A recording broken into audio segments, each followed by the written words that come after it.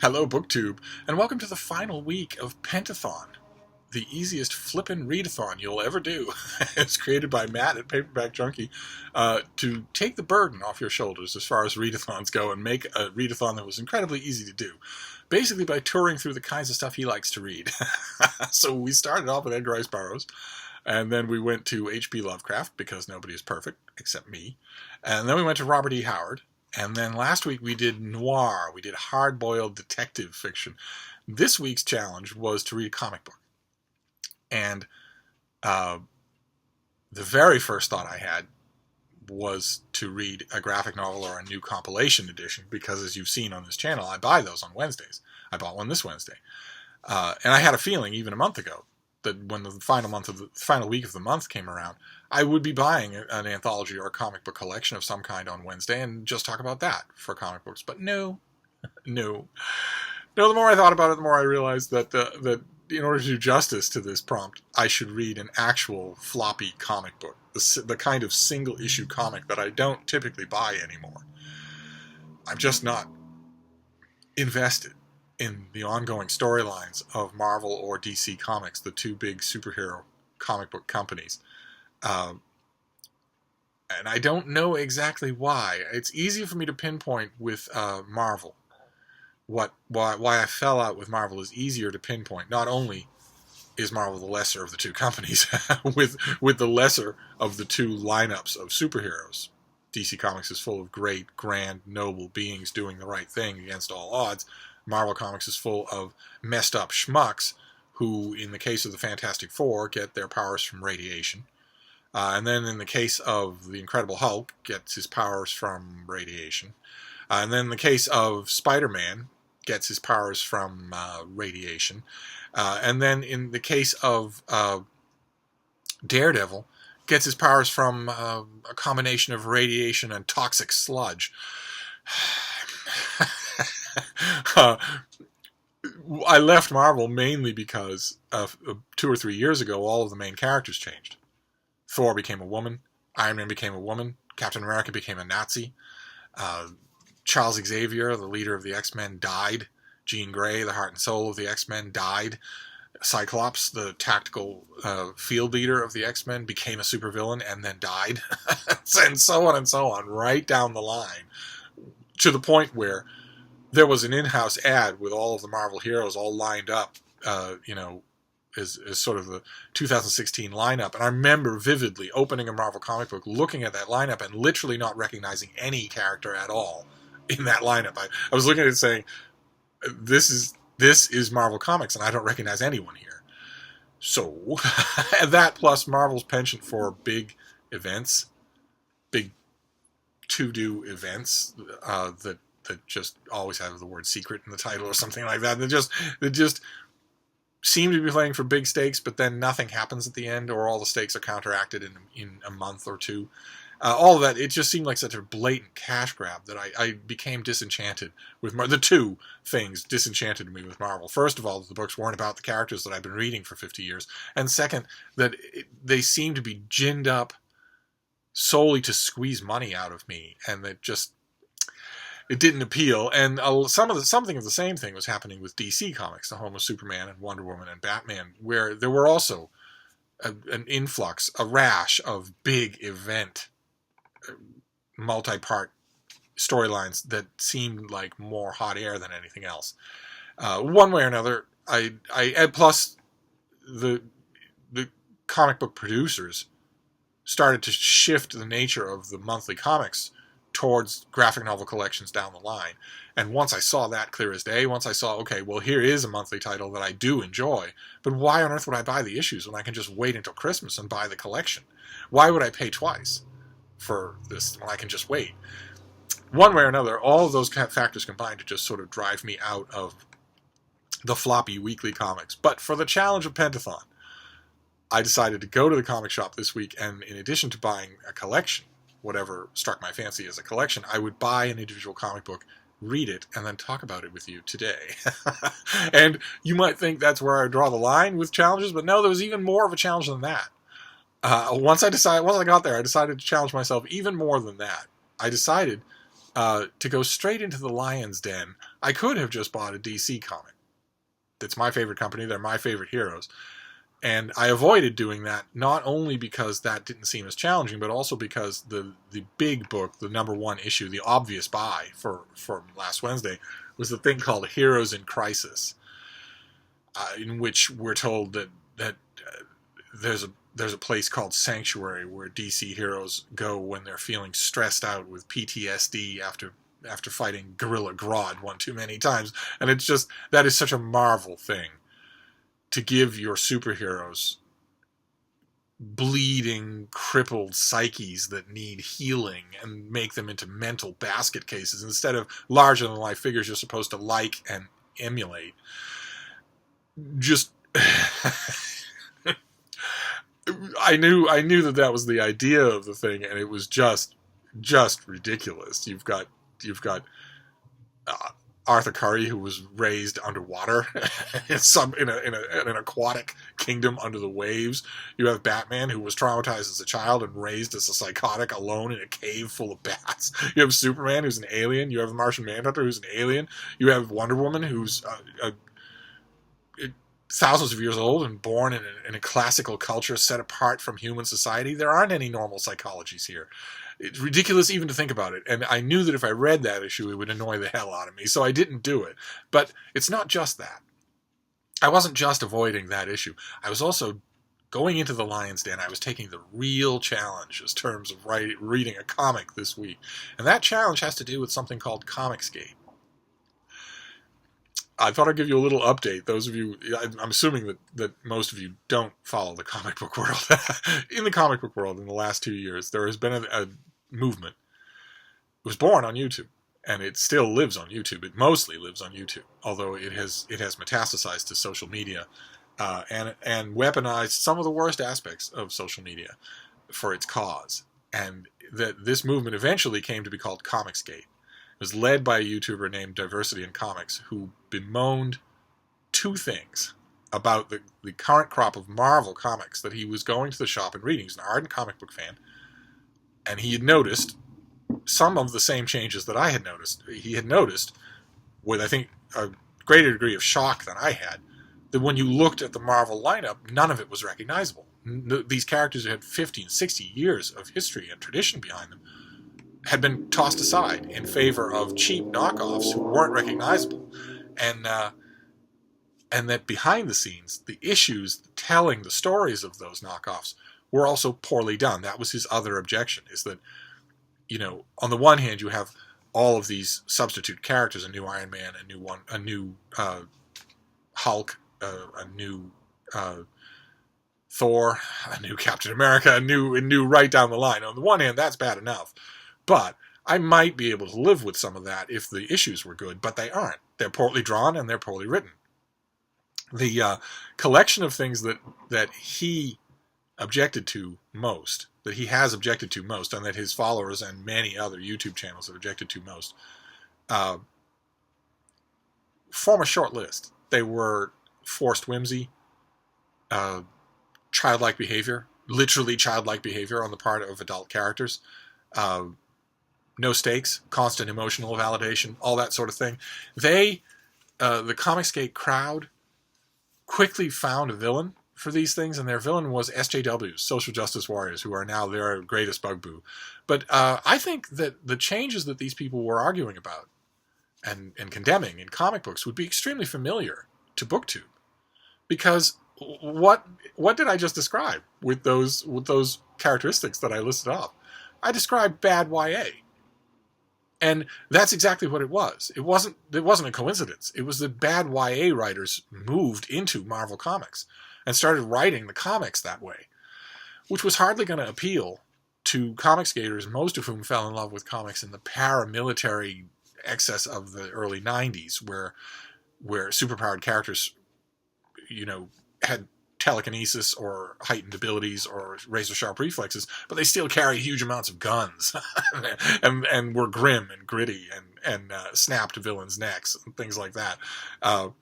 Naturally, such readers are going to hate suddenly having YA sensibilities moved into their comic books. And virtually everything that the Comicsgaters decry as SJW traits is actually just bad YA. Relentless emphasis on food, for instance. Characters who have a yay us kind of Hank Green-esque goofiness to them at all times. If you're a dyed-in-the-wool male comic book fan who cut his teeth on Wolverine taking on the Hellfire Club in John Byrne's great issue, you are not going to want what the creator of Diversity in Comics YouTube channel describes as silly Billy humor. You're not going to want to see that. You're going to view it as the end of civilization as we know it, and they have. And at first, Comicsgate was ignored by comics professionals, but in a move that I disagreed with at the time, I still disagree with it, Diversity in Comics and then and plenty of other channels started calling out individual creators by name and mocking them in person, mocking their personal traits as opposed to just their comic books.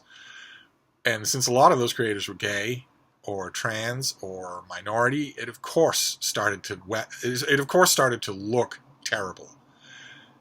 I myself, I have watched an enormous amount of these people's videos, and I get the strong impression that when most of them say, we are not sexist, I get the impression that that's probably true in the main. But what difference does it make if you have handed your enemies a cudgel with which to beat you? It doesn't make any difference whatsoever. If you come across, to my senses, to my intuition, as someone who is not sexist or racist, but all you ever do is pick on women and minorities, well, and Comicsgaters will always say, no, we pick on everybody, but that's just willful blindness to the age in which we live. It doesn't matter if you're ecumenical in who you pick on. If you make pointed personal attacks on women or minorities, that's going to stand out, and it's not professional anyway to do. It doesn't have anything to do with the structural problems that you're pointing out brilliantly, because those structural problems do exist. I am a perfect example. I have followed Marvel Comics since there has been Marvel Comics. I have watched every change, and DC Comics as well. I went through Superman Red, Superman Blue. I went through Superman with a mohawk. I went through the weird changes that happened to Guy Gardner or Roy Harper, and in Marvel Comics the same way. The Spider Clone saga. I think every single member of Comicsgate would probably be in a hospital right now if they'd been making YouTube channels during Spider Clone saga. I went through all of that. I went through the death of Thor and the substitution of a character called Thunderstrike, and that, I went through all of that, and I considered myself fairly adaptable. I was perfectly willing to endure these changes if they were done well. If the stories were interesting, I was perfectly willing to go along. And yet, Marvel Comics lost me. And they lost me because they kept the changes coming, but they stopped caring about whether or not the production was any good. Which is exactly the main point that these Comicsgaters have been making. That's their valid point, is that the industry is shrinking, comic shops are closing, there's less and less money being spent because Marvel Comics, specifically, has driven away people like me. With changes that were bad. Just objectively bad. Creative decisions that were objectively bad. If you've got that in your pocket, I don't see the reason why you have to go after specific creators on Twitter. But one way or another, Comicsgate did. And then came up with an amazing realization, which is that if they went to private funding sites like Indiegogo and said, well, you've been hearing me complain about comics for a year. How about if I make one of my own? I myself am a creator. What if I make one of my own or hire people to do it? Would you back it? Would you put your money where your mouth is? Would you actually fund a comic book like that? And if you had told me about that question at the beginning of my association with Comicsgate, right around the time when Diversity in Comics was starting his channel, I'd have said, well, the answer to that question is no. Right? Keyboard warriors in their basement who are not going to put their money where their mouth is. They don't have any money to put where their mouth is. And boy, oh boy, was that proven wrong.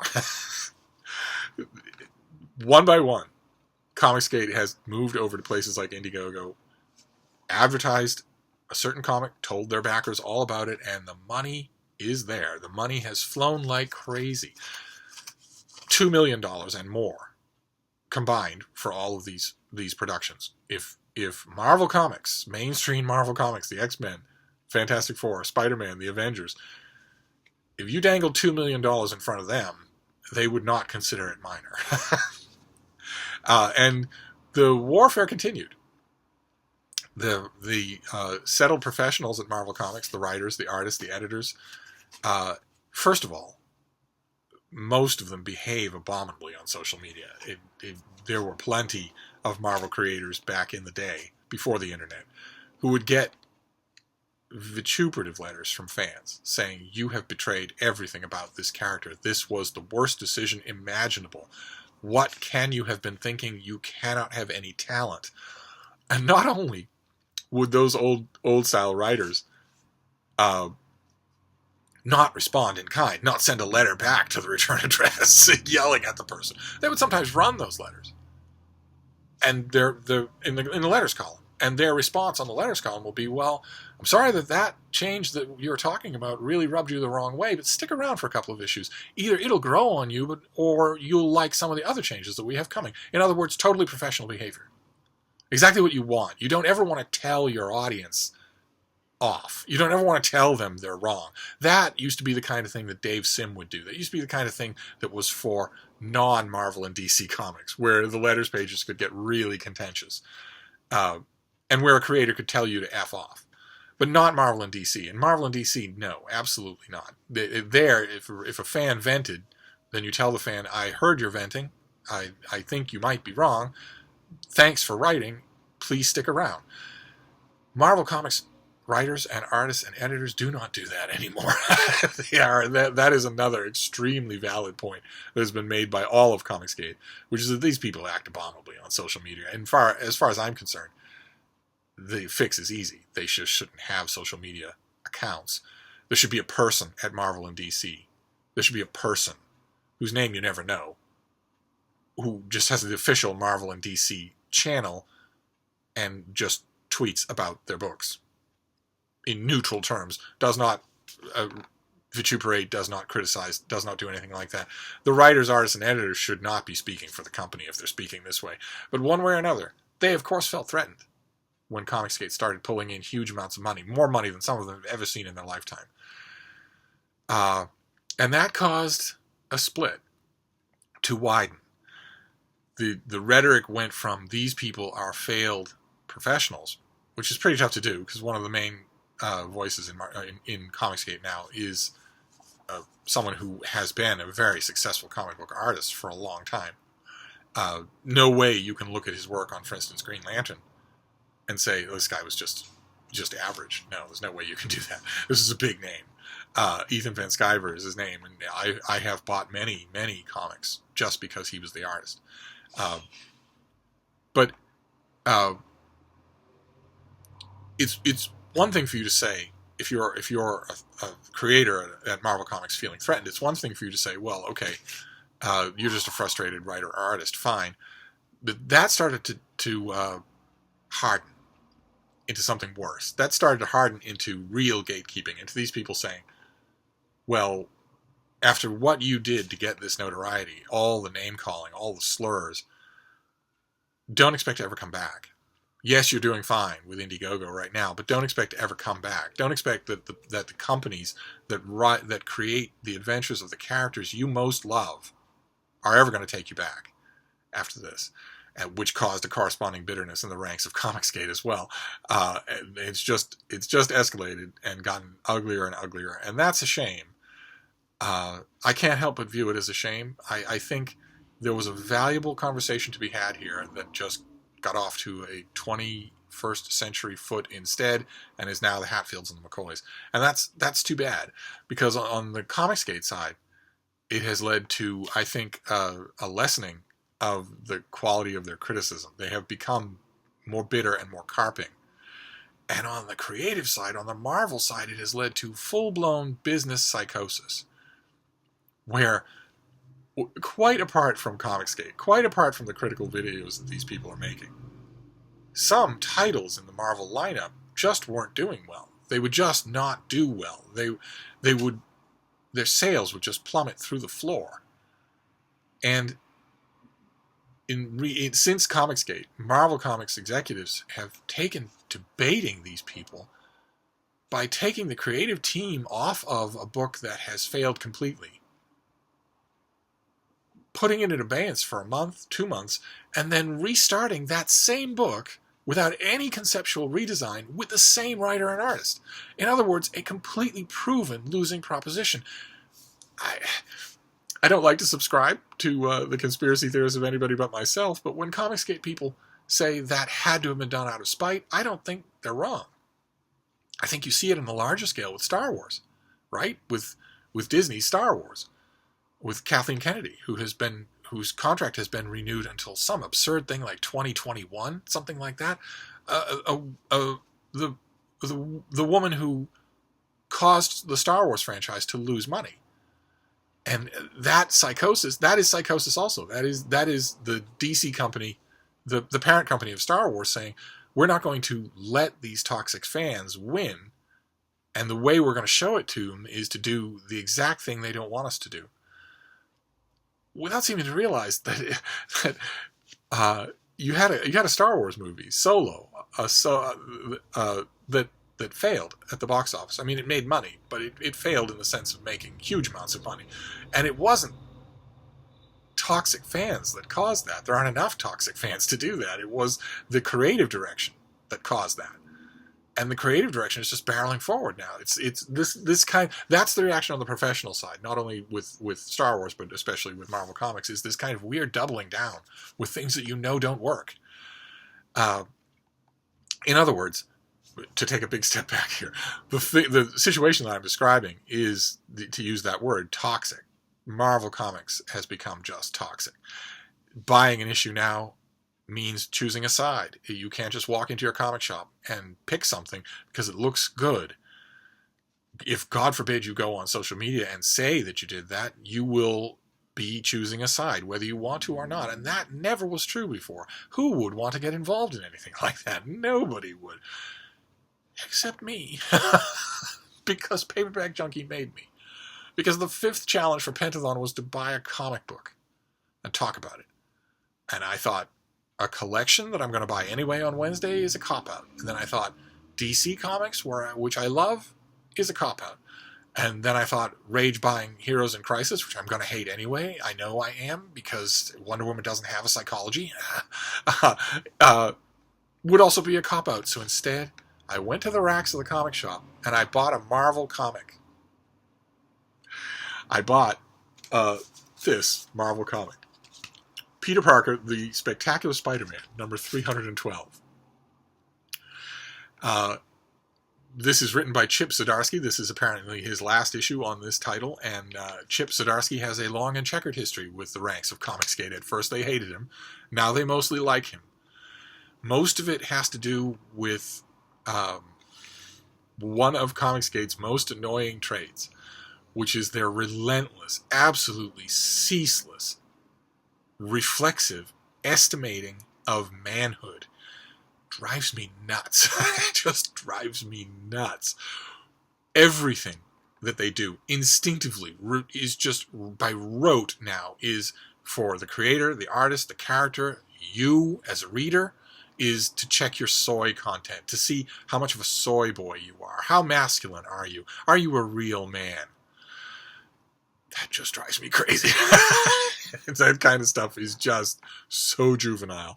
But largely through some amalgamation of those weird tumblers, Chip Zdarsky is now in the good graces of Comicsgate. But he wasn't the reason that I got this. I got this just because I picked a Marvel comic.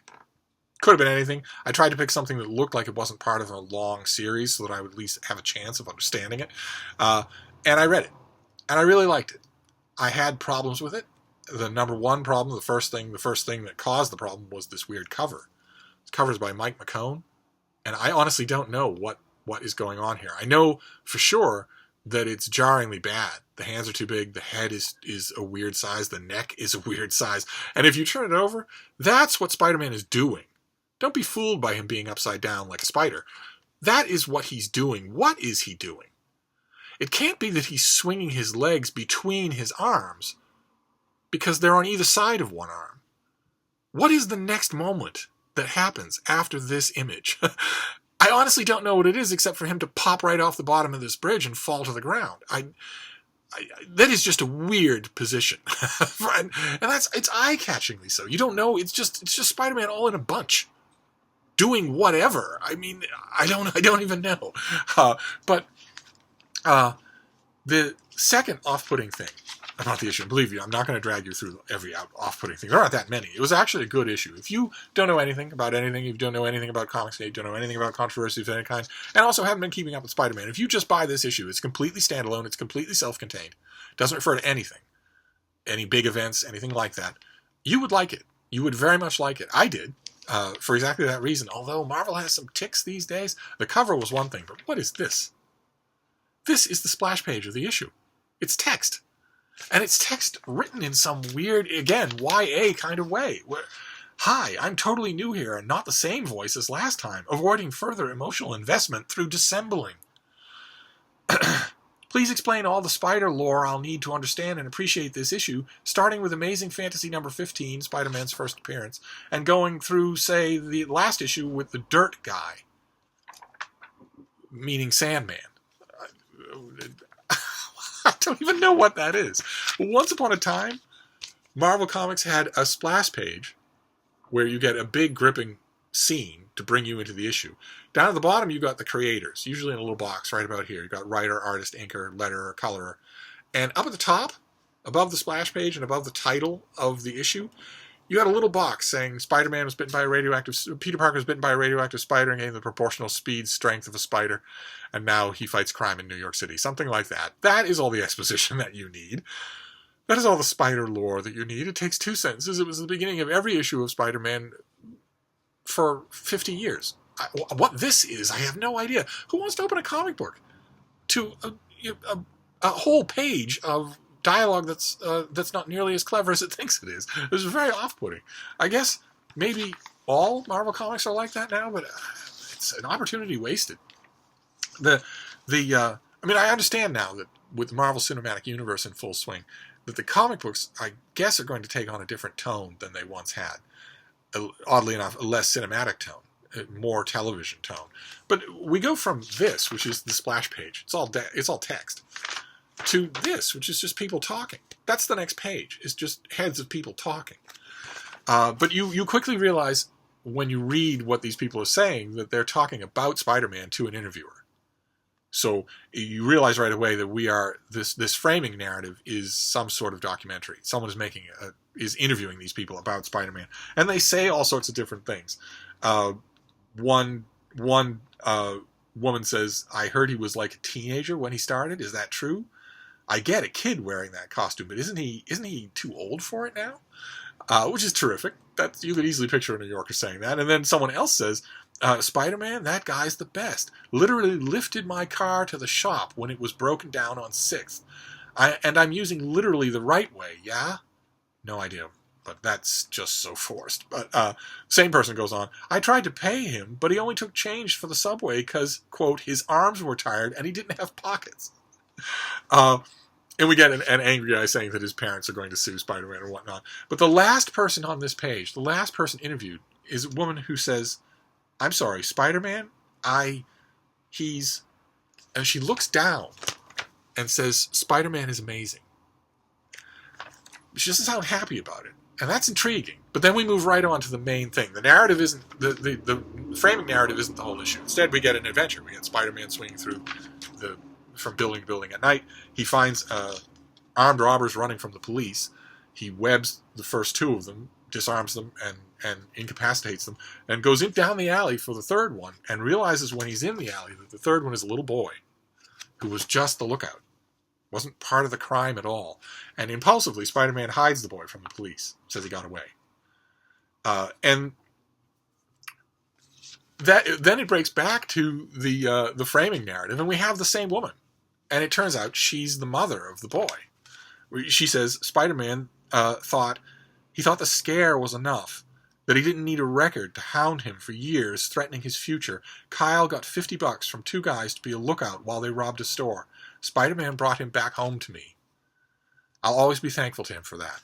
And we get more and more interviews. We get more people who are interviewed about Spider-Man. Some of them are funny. There's a father whose little daughter is raving about Spider-Man, and the father is calmly telling the interviewer it's actually Daredevil that she saw him. And the little girl goes on to say, "Oh, it was awesome. Spidey threw his Spidey stick," and you realize she did see Daredevil and not Spider-Man. But it was kind of funny. And then there is the moment in this issue that I predict. It's tough to predict, but I predict that this is the moment that Comicsgaters would hate. They find something to hate about almost every Marvel issue, and this is the moment I bet that will do it. It's a two-panel page here where we see Spider-Man save a hot dog vendor from being caught in the crossfire of a confrontation with some villains. And then the next panel is Spider-Man propped on top of the hot dog stand, expounding at great length on what makes a perfect hot dog. And the owner of the hot dog stand is just rolling his eyes. And when he is next interviewed for the documentary, he says, well, yes, he saved my life, and yes, I'm eternally grateful, and yes, I did voluntarily offer him free hot dogs for life, but my God, do I have to listen to this kid go on and on like this every day? And the fact that Spider-Man would just yammer like this would probably get the hackles up of Comicsgate people. I don't know why. There's been an aspect to the character of Spider-Man that he is largely annoying to a lot of people, not just J. Jonah Jameson, for a long time. That has been an aspect of Spider-Man's character for a long time. Some writers choose not to emphasize it. Other writers choose to emphasize it. As long as it's done well, and in this case I think it is, I don't see what the problem is. You have to be a little more flexible than that. But the interviews keep going on, and the mother of the boy returns and says that her boy has always had trouble at school. He's bright, but he doesn't do well with schooling, and she wasn't sure that was how he got into trouble in the first place, and she wasn't sure what will turn that around. And then we cut from the interview to her house. It's night. She's cooking supper, and she's calling her boy, who's up in his room, to come down for supper, and he's not answering. She goes up to his room, and she hears him talking about math, working over his homework. And when she opens the door, it's Spider-Man helping him with his math, helping him with the Pythagorean theorem, and succeeding. Those of you who've read Spider-Man for quite some time will know that Peter Parker, the Spectacular Spider-Man, is a science nerd and was a science teacher. And it's a moment that I didn't see coming, where the mother doesn't interrupt. She doesn't let them know that she's seen anything, and because she's not a danger, she doesn't trigger Spider-Man's spider sense. Instead, she just watches this superhero helping her son with math. It's an utterly delightful moment, and you get the kick in the gut the next page when you realize that this story is going to be tragic. It's going to be sad. I don't want to spoil the nuts and bolts of it for you, but it's extremely well done. And when we cut to the end, we finally do at the end of the issue find a kid at Empire University who's making his documentary. He's been a film student for way too long. He wants to get out of the program, and he needs to go out with a bang. So he's making a Spider-Man documentary by interviewing people on the street about Spider-Man. And as he's leaving his lab, the editing studio for the night, he encounters Spider-Man, who asks him, it's no big deal, but I heard you're making a documentary about me, and I'm wondering why you would choose me as opposed to anybody else. And Spider-Man actually says, did I like save your life? I do that sometimes. And the film student, tells him about a time years and years ago when he was just a little kid, when he was much younger, a teenager. He was on his way to a date when, again, there was a superhero confrontation that knocked over a food truck and covered him in garbage. And he couldn't go to his date that way. And Spider-Man saved the day in terms of the villains, but then he saw that the kid was in that trouble and pulled out what we easily recognize is Peter Parker's white dress shirt and black sleeveless sweater vest to give the kid something to wear to his date. Because Spider-Man had that webbed on his back, as he often did in the classic Spider-Man comics. And the young boy goes on to become this filmmaker, thought, that's a real person. That's something a real person would do. And he says to Spider-Man, but wait a minute, how did you know that I was making a documentary? And Spider-Man leaves, doesn't answer. But the last bit that we see is that the last person that the film student interviews is Peter Parker, who talks about Spider-Man. And it's awkward. He tells the guy, I think I have a conflict of interest, but he doesn't say what the ultimate nature of that conflict of interest is. But he finishes up by saying, when I think of Spider-Man, I guess I think of the weight of that he keeps going despite the failures, knowing, hoping, ultimately, that he's helping people. He's been doing this for a long time, but still, when I think of Spider-Man, I think no matter what, he's never going to stop trying. And there you go. That was this issue. I noticed a few things. I loved it. I thought it was just a classic emotional 1-2 punch. Just extremely well done. I didn't think the artwork was all that good. The artwork is by Chip Zdarsky, who was also the writer. The artwork was a little bit static for my taste. And I also don't really have an interest in watching the adventures of a Spider-Man who looks like I would look if I put on a leotard. I kind of want a slight amount of idealization, especially since this guy's radiation born and works out all day long. I would think that he wouldn't look like that. But a couple of things that I noticed about this issue that that would have worried me even without Comicsgate. One is there's no letters page. There's no interaction between the company and the reader. And I don't know why that is. Maybe it's because they're worried they'd get flooded with Comicsgate mail. And the other thing I noticed was that there are the issue is full of ads, full color, full page ads, but they're all in-house ads. They're all Marvel advertising Marvel products. And the last time I looked at a Marvel comic, that wasn't true. They had bought advertisement from all sorts of people. So I'm wondering why that is the case. I'm wondering if maybe, the movie franchise is making so much money, billions of dollars, that maybe the directive from on high was, let's just advertise our own stuff. We don't really need outside advertisers. Let's just advertise our own stuff because it works. I don't know what reason that was or not. It's kind of weird, but I think I could get used to it. The key here is that I'm not going to get used to it. This is it for me. This did not rekindle the bug in me to keep buying individual issues. I did this for Paperback Junkie, and that's all. So there you have it. That is. What was it again? Peter Parker, the Spectacular Spider-Man, number 310, in which Spider-Man is doing a cross between the Lambada and taking a crap on Fifth Avenue on the cover. But the issue is really quite good. The issue is really, really enjoyable. Sad, but also moving. And that was also your update on Comicsgate. I don't know when I'll have another one. I don't know how many of you are even the slightest bit interested, but that's going to do it for the end of Pentathon. I had a great time. I hope there's another Pentathon next year. But in the meantime, I'm going to wrap this up. This video has gone hideously long, but I will see you all soon. Thank you, BookTube.